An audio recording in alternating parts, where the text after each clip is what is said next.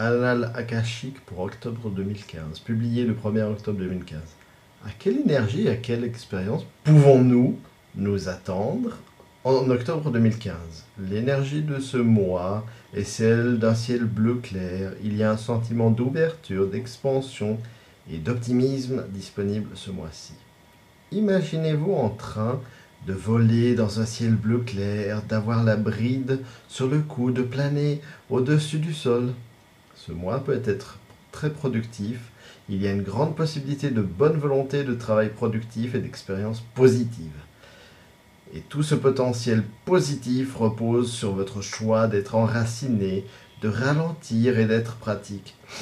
Une autre façon d'obtenir le même effet est de garder les yeux grands ouverts. Soyez pragmatique ce mois-ci.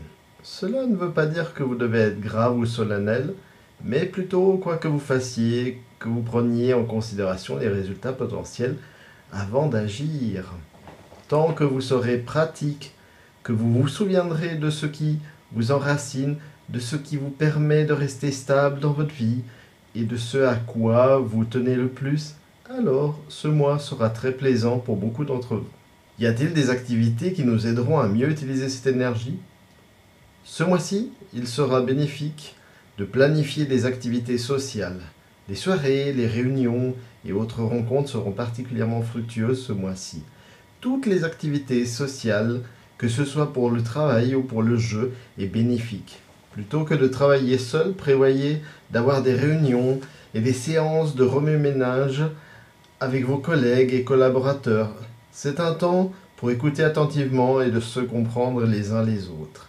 Il sera plus facile que d'habitude pour les gens de voir le meilleur chez les autres. Vous découvrirez que la diplomatie et les négociations vont bien se passer ce mois-ci si toutes les parties sont prêtes à participer.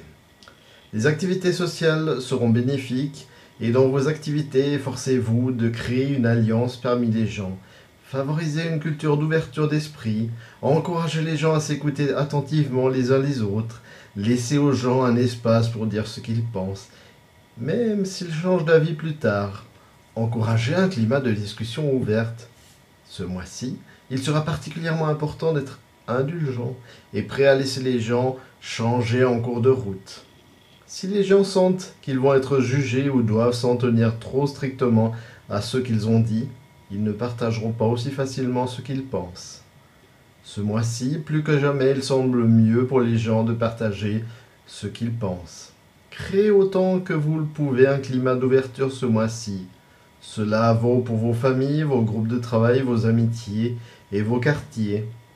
Tous les groupes sociaux auxquels vous pouvez appartenir ce mois-ci auront besoin de votre aide pour entretenir ouverture et respect.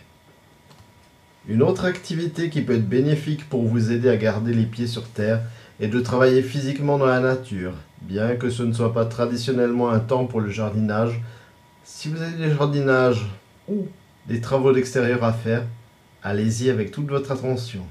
Allez-y en considérant que c'est une pratique spirituelle. Honorez le temps que vous passez à ramasser des feuilles ou à mettre votre jardin au repos pour l'hiver. Il vous sera utile de vous mettre les mains dans la terre, sur les arbres ou de travailler dans la nature d'une manière ou d'une autre. Si vous ne disposez pas d'une cour ou d'un jardin à entretenir, alors passez du temps à marcher dans les milieux naturels. Placez vos mains sur les arbres, allongez-vous sur le sol pour sentir l'énergie de la terre. Laissez la nature et votre corps aider à vous garder les pieds sur la terre et sécuriser au milieu de cette énergie en expansion et en mouvement rapide.